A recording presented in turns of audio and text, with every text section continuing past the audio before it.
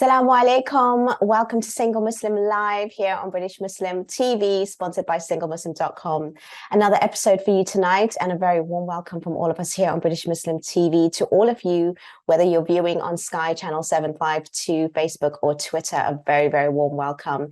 We really enjoy having these shows and we love to have you participate in them. Please do so by calling in directly into the studio on 01924 231 083 and do ask the bill payer's permission. Standard network rates do apply. You can actually message me anonymously as well on our free WhatsApp service on 07585835150, where you can be part of this discussion tonight, talking about attachment styles in the driving seat of relationships. Now, this is a very, very prevalent topic, especially when you're seeing so many people on social media talking about this, but we're going to go into it a lot more deeper. And it's a psychological evolutionary sort of theory, which is around human relationships. And to discuss this topic with me, we have a wonderful, very, very qualified guest tonight, Myra Khan. Assalamu alaikum. Wa alaikum salam. Thank you so much for joining me. I know how busy you are. I know how much work you do in the community, and I am absolutely astounded and so pleased to have you tonight. Now, before we go into the topic, could you please, describe, what you do and tell our viewers all about your work? Yeah, thank you, Fahima. Yes, so assalamu alaikum, everybody. I'm Myra. I've been working as a counsellor. I've been working with clients now for over 13 years, going into 14 years. And I'm also the founder of the MCAPN, the Muslim Counsellor and Psychotherapist Network. So it's quite a broad portfolio, very much client focused, working with lots of clients over the years, but also supporting other counsellors in the profession as well. And alongside all of that, I also teach and deliver training in counselling and psychotherapy as well. Wow, that's really, really impressive. And I'm really, really proud of your work. And we need people like that in the community, which is really important. We have a lot of people talking about attachment theories and attachment styles. And again, it is a psychological theory. And could you maybe, for people that don't know, what does that actually mean and where does it come from? Yeah, so the theory has actually been around for quite a few decades already. But so essentially kind of attachment theory in a nutshell describes how for all of us, we have essentially what's called a relationship blueprint. It's kind of a unconscious internal blueprint of how we navigate our relationships. And a real key component of those relationship blueprints is our attachment style. And our attachment style itself is born out of our very first experience of an attachment. And when we think when that was, if we think about, well, when was my first attachment? It would have been in our infancy, in our early childhood, when we were born. Essentially, what was our relationship like with either our mother or primary caregiver? And it's in that experience of a relationship that we take in, we internalize an experience of that primary relationship, and that then forms our attachment style then, and creates that really strong component in our relationship blueprint. And that's what we carry forward then into all our relationships forevermore, throughout our childhood and also into our adulthood. So when we talk about attachment styles being in the driving seat of our relationships, our attachment style really is sat in that unconscious part of us, and it's driving unconsciously how we navigate relationships into and throughout our adulthood. That is so interesting, and I have actually studied this myself, but I want to question you with regards to a scenario of a sort of a normal family unit consisting of two parents who are involved with their child. Does it matter with the times that they are spending with their child? And even if one is really good and the other isn't, that child is still witnessing two different parents, right? So which one are they more likely to get attached to in order for that to be their future attachment? Because you could have one caregiver who is absolutely loving and protective, but then you've got another parent who is maybe psychologically damaged, maybe they're not actually there for that child. But even though the child is being taken care of mainly by that sort of secure parent, where does that lie for the child then? Because at the end of the day, they are exposed to both. Regardless of how much each one is giving that time, they are exposed to both. So how does that work? Because this is a very common scenario that I see amongst my clients as well. So could you describe, so that you can actually give a practical example of what a child really does get attached to when it comes to that sort of scenario? Yeah, it's a really good question, because I think some of the myths around attachment theory is, well, we only get attached to people that are good for us, or we only ever get attached if it's a good experience. And I think the thing that we all have to keep in mind is that when it comes to our attachment style or pattern, it really is in that very primary original caregiver relationship. So whether that's our relationship with the primary caregiver, if it wasn't our mum, who was our primary caregiver, who was looking after us predominantly, and for many people, that is their mum. But we use the phrase primary caregiver or mum because for some people, their mum wasn't their primary caregiver. We've got to remember that when it comes to attachment pattern or styles, it absolutely is, no matter if that relationship was good or bad, healthy or unhealthy, if it was whatever the experience of it was for the child, however the baby experienced it, that is what they're taking in, absorbing, internalizing, and that's where they're kind of getting those messages from, a very felt lived experience of, this is the first person in the world that I have a bond with, an emotional bond with, and whatever that experience is with that person, as I said, with the mother or primary caregiver, that is what is being taken on board by the baby. So it's not a case of, well, I'm having a good relationship with mum or primary caregiver, so I'll automatically take that as my attachment, or vice versa, because my primary caregiver or mother wasn't available for me, wasn't emotionally there for me, and therefore I reject it. It's not as simple as that, unfortunately. In fact, it's much more simple than that. It very much is a matter of whatever that first experience was of an emotional bond or relationship with your mother or primary caregiver, that is what you're taking on board. So if we look at one end of that scenario, if your primary caregiver or mum was emotionally available to you, was consistent in her feeding of you, looking after you, bathing you, feeding you, holding you, hugging you, and being emotionally available, then what gets taken in by the baby is an experience that this person that the very first person in the world that I've bonded to, is somebody who feels safe, somebody who is predictable, somebody who is consistent. And because of that, that person then becomes what we call your secure base. And in that relationship, then, that's what fosters a secure attachment. So that is what the baby's taking on board. If, however, later on in that question you asked me, then maybe there's a second parent who then isn't emotionally available, who isn't consistent, who isn't offering that emotional availability to a baby, the baby will take that on board, but as their second experience of an attachment. So no matter which way round it is, whether the first experience was good and the second one bad, or the other way around in which the first experience was bad and the second one good, unfortunately, no matter what order we experience it in, that relationship, that primary emotional bond with our primary caregiver or mum, whoever that person is, it's that relationship that kind of builds and sets the foundation for our attachment style. And you mentioned, sorry, Myra, you did mention it's the foundation. And obviously over time, even parents themselves change in the way in which they actually treat their children, whether it's over time for the first child or even differently to the second child.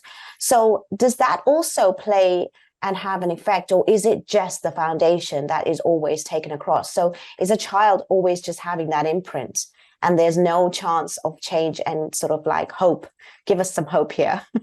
Yeah, well, two things I want to say to that. I love the use of the word imprint, because that essentially is what it is. That bond, that emotional bond we have with that primary caregiver, that becomes imprinted into this relationship blueprint that we take forward unconsciously into all our other relationships. But yes, I also want to offer everyone hope that our relationship, or rather our that part of our blueprint, our attachment style, can develop and change over time, because out of all the different types of attachment styles that are out there, that there's 4 predominantly, we are not just one of those exclusively. So it isn't a case that my very first experience of that original bond, emotional bond with my mum, was one that was either secure, so it stays secure forever, or equally, it's only a type of insecure attachment and therefore it stays rigid or fixed. Out of the 4, what has been shown is that we actually have one that might be more dominant in us, and one that we fall back on or becomes our default when our relationship is threatened in any way, or if we're triggered in any way in our relationship. So we're all actually a combination of all 4 styles of attachment types, but we will all What are those 4 types and styles? Yeah. Could you describe that to me, please? So the first one is what we call a secure attachment. So that's the one in which a baby experiences their mum or primary caregiver as consistent, reliable, and predictable. They're the 3 key words that demonstrate a secure attachment. Then the other 3 types all come under the umbrella terminology of insecure attachment styles. And of those 3, we have anxiously attached, avoidantly attached, and then disorganized attachment. And so out of those 3, it is the experience of a combination of the parent, the primary caregiver or mother, not being consistent or not being predictable, or being not predictable, inconsistent, and emotionally unavailable. And so it depends which of those the baby experiences then determines, do they then lean towards an avoidant attachment, anxious attachment, or disorganized attachment. And interestingly, what I find time and time again, well, you know, Myra, you've given us so much so far, and it's been such a great introduction. And before we go any further, because again, I really want to revisit that question as to how we're going to know, but we are going into a very short break. Please do stay with me, because this is really interesting and crucial. And inshallah, we will be back in a few moments, and we will continue our conversation. The amazing Myra. We will see you in a few moments. Take care. Salam.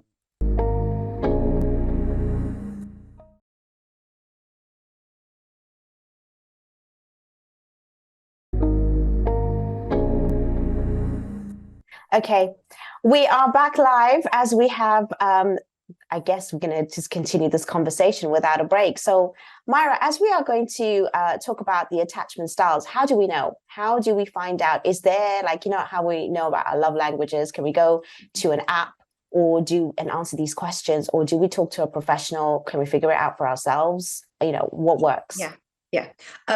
You can absolutely figure it out for yourself. And I'm about to give you essentially like a formula, okay? Your attachment style, in a nutshell, can be identified through 2 particular ways in which you engage in a relationship. Now, essentially, it's about 2 spectrums. So if you imagine kind of 2 lines, that first spectrum is about your optimum level of intimacy. What I mean by that is the type of closeness and intimacy you are comfortable with in a relationship. So at one end of the spectrum, there will be people that like the closeness of a relationship, that like to spend a lot of time with somebody, that might want to feel emotionally very connected with somebody. All the way through to the other end of the spectrum, in which it's people whose optimum level of intimacy is actually being very distant from that person. That might show up as somebody who's happy to go kind of hours, days, weeks without seeing their partner, or is happy to kind of take long breaks in their relationship, being away from partner. So still in a committed relationship, but happy to spend a lot of time away from them. So the first thing I invite people to do is to identify whereabouts on that first spectrum of intimacy do they fall. And to be able to identify where you fall on it, think about what feels optimum for you. Do you like a lot of closeness with somebody, to spend a lot of time with them? Or through to the other extreme end, do you like to, even if you're in a relationship or the thought of a relationship, perhaps you're actually happy to spend less time with them and more time alone or at work or with other people? And then equally, there might be some of you that are thinking, well, I like a bit of both. I, of course, like to spend intimate or close time, emotionally intimate time with my partner. But also, I'm happy and I'm comfortable also being away from them as well. If that's you, that means you fall somewhere in the middle of the spectrum. Okay. So first of all, identify where you are on that first spectrum. The second spectrum then is the degree to which you think about and are preoccupied by your relationship. So again, at one end of the spectrum, you'll have people that will think and spend a lot of time thinking about their relationship, wondering what their partner is up to, spending a lot of time thinking about, doing things, planning things about for and about the other person, but also spends a lot of time thinking about the relationship itself.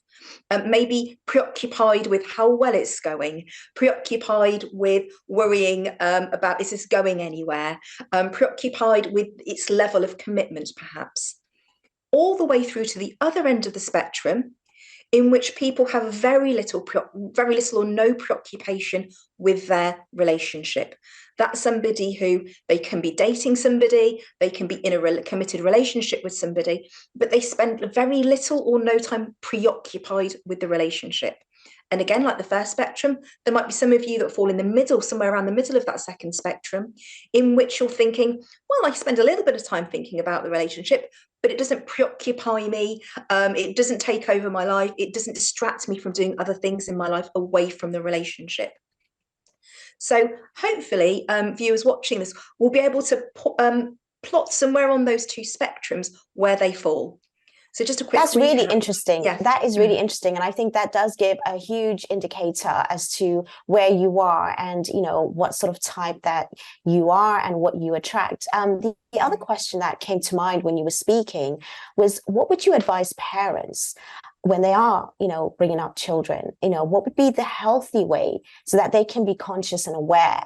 Because I think we need to obviously start early to build children for the next generation. And especially there's a lot of young couples, they are aware of these things, they're talking about it.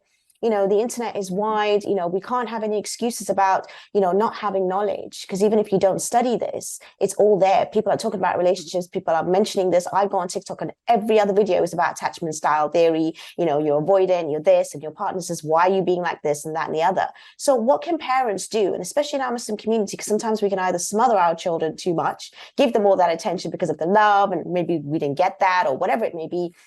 And that could actually maybe set them up for a fall in a relationship, or they need to have some sort of balance. And if there is some sort of way of them knowing so that we can actually have more secure individuals in the future, what would be your guideline and what would be your advice for that? Because also there's a difference between how we bring up and raise men and women. And that's the other issue as well. So that also makes a difference, because as you were talking about, being so preoccupied with with relationships, you don't find that many, I am generalizing here, but you would find more of the, the female gender that seems to worry about it a lot more and, occupy their mind a lot more, whereas men can get on with that to a certain extent. And especially in our communities, that love and affection is lacking a lot of the times. And a lot of the complaints that I get from women is that, men are not being that, sort of like emotionally available. And then they are trying to reach out for that because of maybe that's the attachment style, but they're not getting it back. So what's your advice generally? Two things I think with that. One is for parents, for both parents, it's for them to be able to, first of all, figure out what their attachment style is, because that's how they're showing up in the actual marriage between the two parents. And that is also going to be being a role model of a relationship to the child. So how we experienced, how we watched our parents having a marriage, having a relationship, whatever that is, we've taken that on board as our first experience of what it is to be in a relationship, or rather to be in a marriage. So for parents themselves, I think rather than just looking at the child to make sure that the child grows up with a secure attachment, that can't happen until the parents themselves are actually figuring out and understanding, well, how are they showing up in their relationship? Are they role modeling? Are they demonstrating a secure relationship and attachment between the two of them first? Whether that's then going to couples counselling, whether that's going to individual counselling to help them figure that out. But there is something about, we always have to look at ourselves first in order to be able to offer something healthy to children or to any family member or to a friend, even in a friendship.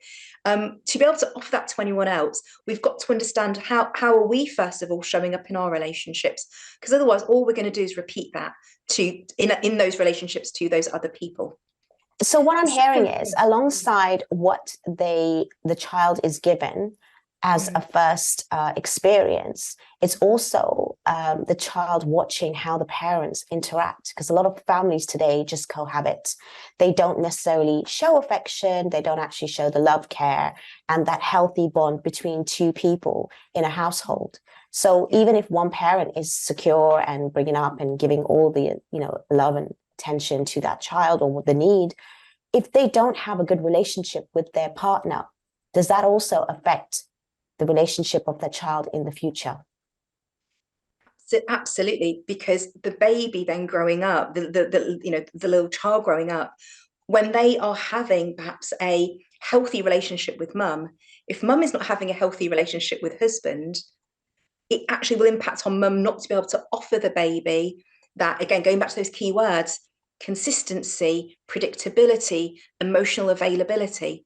How possibly can a mum or a dad, so let's not gender this, any parent, excuse me, any parent who is struggling in their marriage cannot all of a sudden switch and offer being an emotionally available, consistent, reliable, predictable parent to their child if in their own relationship with their partner, with their spouse, that relationship isn't healthy. They simply cannot switch that out to then all of a sudden become a secure parent to their child, because if that was the case, they would be able to manage the difficulties in the marriage itself. So one kind of mirrors the other. And you've also got to remember that for that child growing up, absolutely, they will have experienced firsthand that emotional bond with their mum or primary caregiver. Simultaneously, what this relationship blueprint is literally live drawing, it's being drawn live through the child's experience. That blueprint gets created through a child's actual experiences and relationships.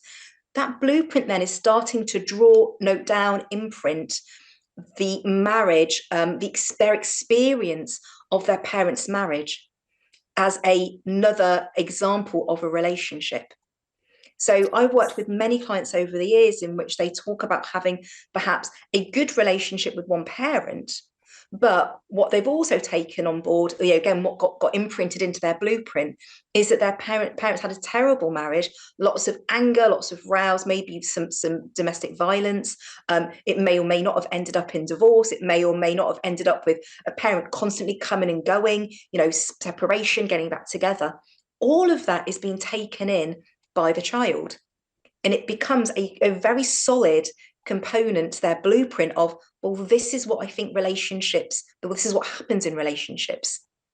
So I think you raised a very, very crucial point there, because a lot of us feel that just to be in a family unit is important, but it's about how that family unit is actually living in everyday life and how they are relating to each other, which even if there are no obvious sort of like, violence or abuse or any sort of like, talk which is disrespectful or anything like that, the child will pick up on even the energy that's around the house.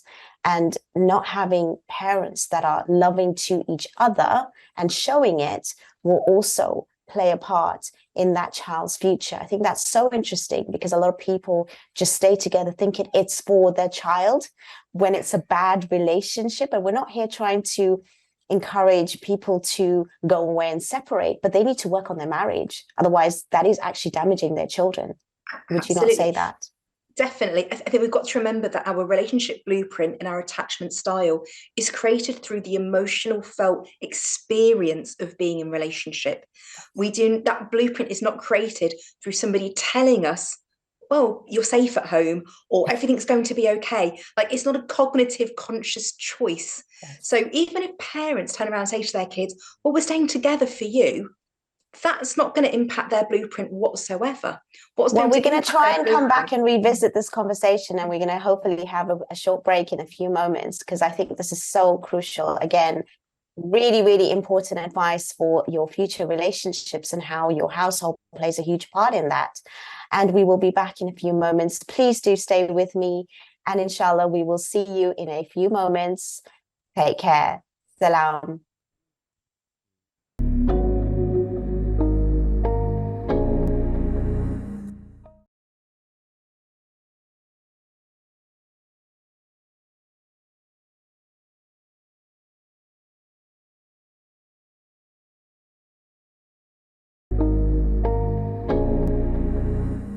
Assalamu alaikum and welcome back to Single Muslim Live here on British Muslim TV, sponsored by SingleMuslim.com. We're having such a very, very important topic today, the attachment styles. And honestly, I hope you guys, who are watching right now, if you've just joined in, please rewind, take notes, because this is really important for even wherever, you are at the moment, whatever stage you're at, it can really make a difference to whatever issues and challenges you are facing in your relationships. Before the break, we just discussed about how important it is to stay in a marriage that is healthy, because it's not about even just having the one parent who is good enough to give that support and security and the comfort for that child. But if they are watching and experiencing a relationship that is not normal, that is toxic, that is giving an experience which is unhealthy, then that again is going to affect that child negatively in their own relationships. So you need to work on your own relationship in order to raise your child in a very healthy way, just for their mental well-being generally, and especially for their future relationships, because they're watching you. Every experience is going to be imprinted in what they decide in their future. Now, a lot of people, especially in Myra, we hear this a lot. We're having a baby to save our marriage. What's your thoughts on that? To be honest, it makes my heart sink, because the person that's going to suffer is that poor baby. Exactly. No baby is going to save a marriage. When a marriage or a relationship is about two people, adding a third into the mix is not going to make it any better. Adding a third into the mix is not going to change or make all of a sudden a relationship between the other two people healthy and non-toxic. All it does, it actually creates a wedge or a divide between those people, between the two parents, because now they are preoccupied with the baby, and actually they actually lose the time, the space, the kind of the emotional range or the emotional capacity to actually think about their relationship or their marriage. So it's not a baby that fixes it. A baby actually just becomes a really big distraction, and almost like an avoidance technique of actually thinking about the marriage. And it's the baby that's Absolutely. going to suffer. You also mentioned before about the spectrum. I think there was more you wanted to add to that, with regards to trying to figure out our attachment styles. What was it that you wanted to sort of add to it? Because I think it's important that we do clarify that, because we were going into a break and I didn't revisit that. So please go ahead and describe that in more depth, please. Yeah. So I appreciate, because I kind of said, well, I'm going to give you a formula to work out your attachment styles. And I described these two spectrums, and people are wondering, well, I've plotted myself on these spectrums. What am I? It's a bit like you've done a quiz and I haven't given you the answers. Essentially, if we put that kind of the two spectrums like next to each other, if for the level of intimacy, your optimum level of intimacy is to be really close to somebody, and on that second spectrum, you are highly preoccupied with the relationship, what that indicates then is that you're more likely then to be towards the anxiously attached type of attachment style. If then you go to the other end of the two spectrums, you're somebody then whose optimum level of intimacy is actually to have a lot of distance between you and the other person, and you either have you either have none or very little preoccupation with the relationship. So you're at the other end on both spectrums. that indicates then that you're more likely then to be an avoidant attached or have an avoidant attachment style. Those of you that have plotted yourself somewhere in the middle for both, that again indicates that you lean then more towards a secure attachment. It's the balance of both. It's the balance of, I can have emotional intimacy with somebody, but I can also be distant and away from them without it triggering me, without getting anxious about it, without worrying about the other person. Equally, that's reflected in the level of preoccupation. So yes, I can think about the relationship, but it doesn't overwhelm me. So if you're in the middle, that would indicate secure attachment. So yeah, so for the viewers that are wondering, well, I've plotted myself on those two spectrums, what does it mean? Very simply, one end anxiously attached, at the other end avoidantly attached, and if you're in the middle, securely attached. That's all well and fine to figure that out. But do you not think that when you are at the beginning of a relationship, you might find yourself more to the extreme sort of spectrums, and probably you are just wondering more because it's a new relationship? So would you think that you need to sort of settle in a relationship in order to try and figure out your attachment style? Or do you think it shows up at the beginning and it might change over time when you're a bit comfortable? How does that work? It's all, not only is it already showing up at the beginning, it's already played its part in the very fact that you've entered the relationship with that person. Okay. So I would actually say, think about your attachment style, not at the point of you finding somebody or having made a commitment to somebody. Start thinking about how you respond to somebody at the very moment that you are figuring out whether you like them or not, whether you're even attracted to them. So, it's almost like go right back to the very, very, very first stage of you trying to find somebody. At the point where you are saying, oh, I find myself attracted to this person, at that point, you need to ask yourself, what's going on for you? Are you preoccupied? Are you thinking about them? Are you wanting to get emotionally close to them? Similarly, if you are attracted to that person, ask yourself those questions, like, what's going on for me? Am I wanting to seek closeness, or am I wanting to seek a little bit of closeness, but I also want a lot of distance? That's going to help you decide what's going on for you. On the flip side, for every person then that you're not attracted to, for every person that might approach you or is interested in you and you go, no, that is just as important a learning lesson for you as it is for the people that you are attracted to. So for the people that are attracted to you and you are rejecting, again, I would invite you to think about why. What is going on for you? What does this person represent that then means that you want to actually create distance between you and them? Again, that's going to help you figure out, well, what's going on for me that means that this person I'm not attracted to? And what's very interesting and what a lot of people don't realize is that for people who are naturally avoidant or anxiously attached, because they often then experience relationships that are quite chaotic, volatile, and they involve a lot of closeness and distance and kind of chasing or running away. That's kind of very indicative of somebody who's anxiously or avoidantly attached. If you then meet somebody who likes you, is attracted to you, but you are not attracted to them, what I would invite you to think about is, well, why are you not attracted to them? And if you start thinking about or feeling that they seem too boring, there's no excitement, I'm not triggered, there's no spark, what that actually indicates, I think this is the crucial thing. A lot of people mistake the spark for something good.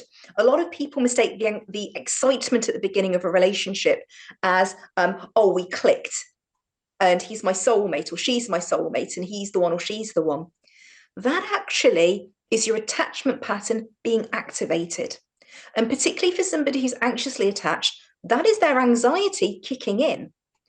So the person that you think you're attracted to, all they've done is come along and unconsciously triggered your attachment style. It isn't that they are the one. It isn't that you are, unfortunately, a match made in heaven. It isn't that you are automatically going to be in a healthy, secure, committed relationship. If you find yourself craving or chasing or wanting to feel a spark at the beginning, all that is really, it's your attachment pattern being triggered. Equally, if you're avoidantly attached and it feels like you want to keep your distance from somebody even though you still want them around in your life, or that you want to have them but at arm's length, again, that is your attachment pattern being triggered. And as I So just said a moment ago, as we know that these styles are the driving seat of relationships, how do we kind of rewind or unpeel in order to get ourselves into maybe a different pattern and transform ourselves? What are the sort of stages and steps? And is it a possibility? And if so, how? What does that process looks like? Absolutely, yeah. Well, I think the first thing is and it's often what I say to a lot of my relationship coaching clients, which is if they're going out, if of course if they're single and they're looking to meet somebody, what I say to them is, if you're around somebody that you're, questioning, or are they a possibility? My quick tip is, do not focus on the other person. Focus on yourself and focus on, how am I feeling being in their presence? How am I feeling engaging with them? And also, how do I feel after I've left them? All of these things will start to highlight for you and bring to the surface more consciously for you what your attachment style is. Because how you feel around somebody is a really good indicator of whether that person is actually triggering your attachment style, or are they actually offering you something that's more secure. And as I said a moment ago, a good indicator of somebody offering you a secure attachment or a healthy relationship is somebody that doesn't trigger you. And very often, what people will mistake that feeling for, that, oh, they're not triggering me, therefore it's healthy, that very often mistakenly gets misinterpreted as that person's boring. So my top tip to anybody is, if you're around somebody and you kind of consider them when you first meet them boring, give them a second chance. Because very often what they're actually offering you is a secure attachment that is consistent, reliable, and predictable. Again, key ingredients to a secure attachment that if you're not used to it, you will want to reject, because it doesn't bring you the excitement of an anxious avoidant relationship. So wow, that is profound. That is absolutely profound, because I guess so many of us, we will just go after the one that gets our heart racing and we want to chase, or we feel that, like you said, a connection, when actually, like you said, they're just triggering something which is not necessarily healthy, and as you said, it's not secure. So when you're feeling peace and calm, and I have heard this before from even different spiritual sort of like gurus, to say that when you are at peace and calm, that's when you know that's the one. But when your heart is racing and pounding, which most people describe as to be the one, that's when you have to run away from most of the time. Absolutely, yes. Because it's really a trigger in the wrong direction. That is so interesting. Yeah. And if we put that, exactly, and if we kind of rewind the timeline back to being a baby, when does a baby feel happy and secure with their mum or primary caregiver? Is when they are feeling peaceful and relaxed and calm, and all is well with the world. The world is predictable, the world is safe, the world is consistent. A baby experiencing the world, then that it's manageable. Yeah. So that is so great. So when a baby feels that, that's what you're looking for in a relationship as an adult. Well, we are going to come back into this conversation. We're going to revisit that, because you've given us so many tips. But we're having our final break in a few moments. Please stay with me, and inshallah, we will be joining Myra in the final part of the episode. Please don't go away, and we will see you in a couple of minutes. Take care. Salam.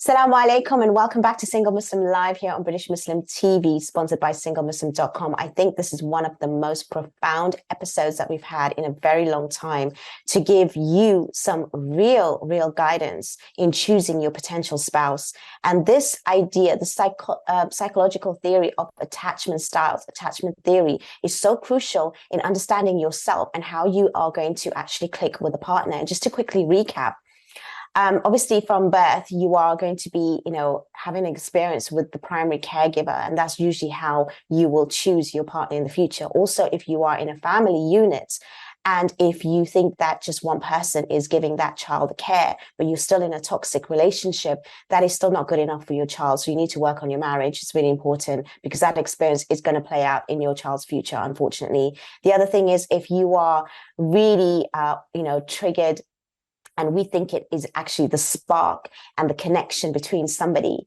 is healthy. It's not. Go for the boring one. Go for the actual one that gives you peace and what you're not used to. That's the secure relationship, and give that person a chance. And I think that's going to really make a difference, because we're looking for all that excitement, but that excitement is not just about, the real sort of like love and sort of, relationship. The actual relationship is your response to that person.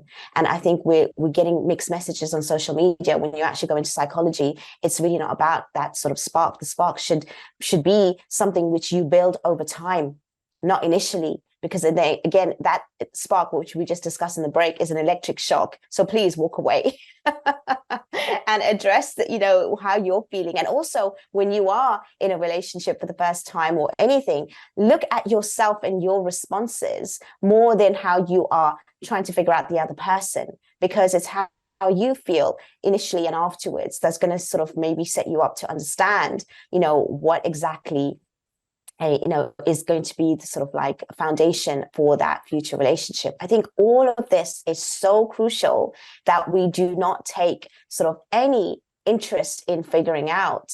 And obviously, you said that when it comes to parents as well, they need to figure out their own sort of styles in order to be able to, do certain things for their own families and being in a secure relationship. And I think if you do have relationships that are not healthy, please work on that first before even thinking about having another child. So, so important. Now, is there anything else that you'd like to add to attachment styles when it comes to relationships as an adult? Because we can go through many relationships with the same attachment styles, having bad experiencing and using that as an excuse for, kind of men in the world or women in the world, or the fact that, we are unlucky. And, also those experiences are the ones that is making us, go into further bad experiences. So how do we, I know you said, obviously look at ourselves and our responses. What other tips are there when we are sort of like looking for that relationship or in a relationship to mend it? What about if you're already married for so long in a sort of like those sort of relationships? What do you do then? Can you come out of that? Absolutely. I think, again, it goes back to knowing ourselves well enough so that we understand how we are showing up in relationships. If we have in a marriage, in a partnership, when you have two people in a committed relationship, you've just got two people who are both each bringing their blueprint and their attachment style to the relationship. And if they both allow and each allow one another and themselves just to operate almost like at this unconscious level of their blueprint or attachment style, the relationship itself then never kind of gets its MOT. The relationship never gets really looked at and assessed for what's actually going on here. I think, unfortunately, it's very rare that a couple's actually going to sit down and go, actually, what's the nature, the status, the quality of our marriage or relationship? What I notice is that often ends up happening in couples counselling. And it often happens with the couples I work with. And the space in couples counselling has become the only time throughout their years-long marriage in which they've ever actually sat and spoken to each other about how they feel in their relationship and what they're actually bringing to it and how they're experiencing their partner. And it all comes down to, a lot of the time, is this lack of communication. And when I say lack of communication, I don't mean the lack of communication in kind of the everyday or the daily tasks that need to be fulfilled.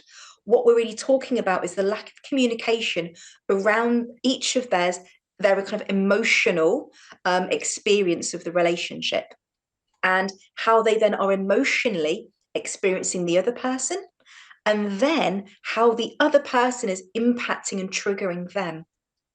So when we think about these attachment styles in adult relationships, if we have somebody who is avoidantly attached, and I think actually you gave an example earlier of somebody, and I appreciate it was a gendered statement of lots of men are not emotionally available or open, and lots of women are, and they start chasing the man emotionally to kind of pull their feelings out of them.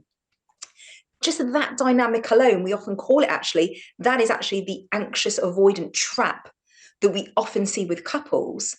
But if that's playing out unconsciously in the relationship, the very outcome that either partner wants is never actually going to happen. You've got an avoidant that's continuously shutting down because their partner, who's anxiously attached, is constantly chasing them to be emotionally available. And so all of these things are going to be playing out in a relationship if they don't actually sit down consciously and talk about how they experience one another and what the impact of the other is having on them. So when I So talk how about do lack of you communication, help couples to overcome this if they're already, in these kind of not necessarily toxic, but unhealthy relationships? How do they unpack and unravel and then go and do the work so that they can actually change and transform? And is it possible, especially after years of marriage and being, in that habitual way for so many years, and obviously having that imprint as well? So there's so much there that's already sort of like, left for so many years. It's so much more difficult. So is there a possibility for transformation? Yeah, absolutely. And it comes down to both partners not only being honest and transparent in their experience, it also takes the second component, which I think is the harder part, which is their willingness to hear the other partner, the other person.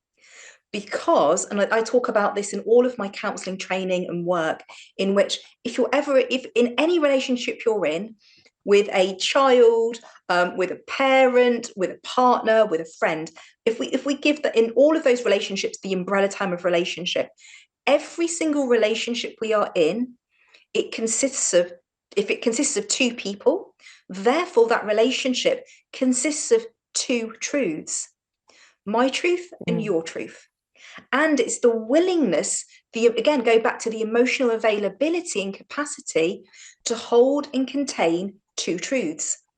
And so very often in couples counselling, the space needs to be created for both partners to be able to sit, share their own truths, and for both of them to hold both truths simultaneously.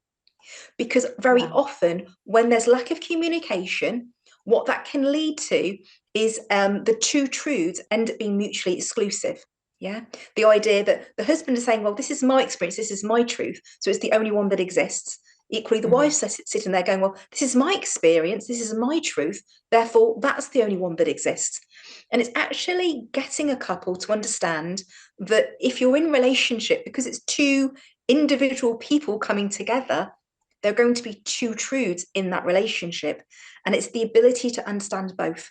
And the ability also, more importantly, to understand what is the impact of two truths on one another. Wow. That's That the is work. really, that is so interesting. And again, you've given us so much insight. We have come to the end of the show, but honestly, it has been really, really educational, really, really inspiring and insightful. I want to obviously end with, how do people contact you? Because your work is really, really valuable to the community, and you are based in the UK. So please give us all the sort of social media handles and the sort of institutions that you work with so that people can reach out to you for assistance. Yeah, so absolutely. I'm across all the different socials. It's really easy to find me, Myra Khan or Myra Khan Counselling. But more importantly, what I really want to signpost everyone to is to the Muslim Counsellor and Psychotherapist Network, the MCAPN. Again, they're all over the socials as well, because on there, not only do they give you lots of Muslim mental health advice and support, but they also on their website have a Muslim counselling directory and also a supervision directory if you're a Muslim practitioner and are looking for a Muslim clinical supervisor. But most importantly, the network, as I've just said, has a Muslim counselling directory, and everyone on that directory has been vetted. It's the kind of first directory of its kind in which all the counsellors, therapists and psychologists on there, they are all qualified and they are all registered. So you are working with a professional that has had the appropriate training to support and work with you. So that's very simply mcapn.co.uk. Wonderful. I really do urge people to seek out Myra for sort of coaching, especially to figure out who you are, to self-develop. And, you know, before you're in a relationship, especially if you can do that, or even if you are in a relationship and you just want to understand, because there's always room for improvement. I really, really urge that. We do have maybe a minute or two left, and I'd like to leave that space for you to sort of, you know, end with some sort of like final words for anybody who's watching, especially with this topic. The word hope comes to mind, that if you're sat there having watched this and gone, oh no, I'm anxiously attached, or oh no, I'm avoidantly attached, there is hope that you can move more towards the middle of those spectrums, but it doesn't come from somebody else. It comes from you. It comes from within. So I really do urge you to seek professional support in helping you build your self-esteem, to build what you need to do for your relationship blueprint, for you then to be able to go out there and engage in happy, healthy relationships, not only with a partner, but also with friends and family. Amazing, brilliant. Thank you so much, Myra. You've been so wonderful tonight. And again, your work, I just want to reiterate, and I want to, re-say that, is that it's so, so crucial, so valuable. And I really want to thank you. And inshallah, I just hope you continue with your work and more people reach you and we get, all the assistance that we need. Thank you so much for joining us tonight. Really appreciate your time. Thank you for having me. It's been a pleasure. And everyone that's watching as well, thank you so much for tuning in and, watching our wonderful guest tonight. Inshallah, we will be back same time, same place next week with another guest and topic. Really appreciate you tuning in and your support. And inshallah, we will see you in the next episode. You have a wonderful evening. Take care. Good night. Assalamu alaikum.